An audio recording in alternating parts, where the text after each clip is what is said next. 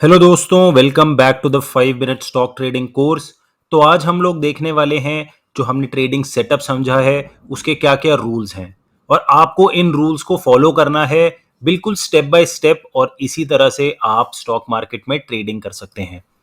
तो पिछली वीडियो में जो हमने सेटअप देखा था उसका सबसे पहला रूल था आपको ऐसे स्टॉक्स आइडेंटिफाई करने हैं जो कि हायर टाइम फ्रेम में अप ट्रेंड में होने चाहिए। हायर टाइम फ्रेम हमने देखा था 75 मिनट्स का। आपका हायर टाइम फ्रेम डेली भी हो सकता है, लेकिन अगर आप 75 मिनट्स लेते हैं या आप डेली टाइम फ्रेम लेते हैं, जो भी बड़ा टाइम फ्रेम है उसमें आपको स्टॉक अप ट्रेंड में चाहिए। उसके बाद आपको उस स्टॉक के डिमांड जोन में जाने का वेट करना है। डिमांड जोन के बारे में हम ऑलरेडी जानते हैं। जब आप इंपल्सिव मूव का 60 टू 80% रिट्रेस कर लेते हैं उसे हम डिमांड जोन बोलते हैं। उसके बाद आपको छोटे वाले टाइम फ्रेम में जाना है। अगर डेली का जो चार्ट है वो आपका बड़ा टाइम फ्रेम है तो 75 मिनट आपका छोटा टाइम फ्रेम होगा। अगर 75 मिनट आपका बड़ा टाइम फ्रेम है तो 15 मिनट आपका छोटा टाइम फ्रेम होगा। इसके बाद हम छोटे वाले टाइम फ्रेम में जाएंगे। छोटे वाले टाइम फ्रेम में जाने के बाद डिमांड जोन ए के ए जो हमारा स्वीट स्पॉट है, वहां से हम ट्रेंड के रिवर्सल का वेट करेंगे। रिवर्सल किस तरह से होता है वो हम जानते हैं। एक स्टॉप हंट होना चाहिए, एक बहुत बड़ा इंपल्सिव मूव बनना चाहिए।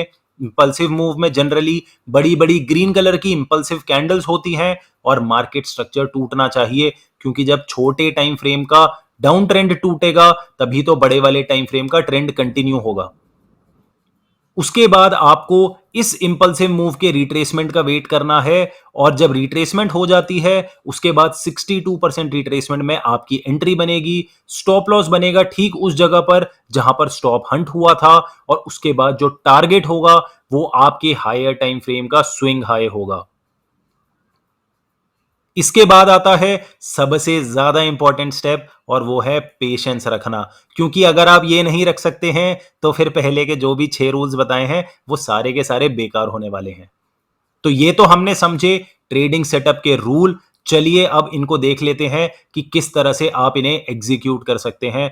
तो अब मैंने आपके लिए एक बहुत ही बढ़िया एग्जाम्पल बनाया है जिसमें ये सारे के सारे सातों के सातों स्टेप्स को क्लियरली दिखाया है कि किस तरह से आपको इन्हें फॉलो करना है। तो चलिए आप वो एग्जाम्पल्स को देखिए और एंजॉय कीजिए।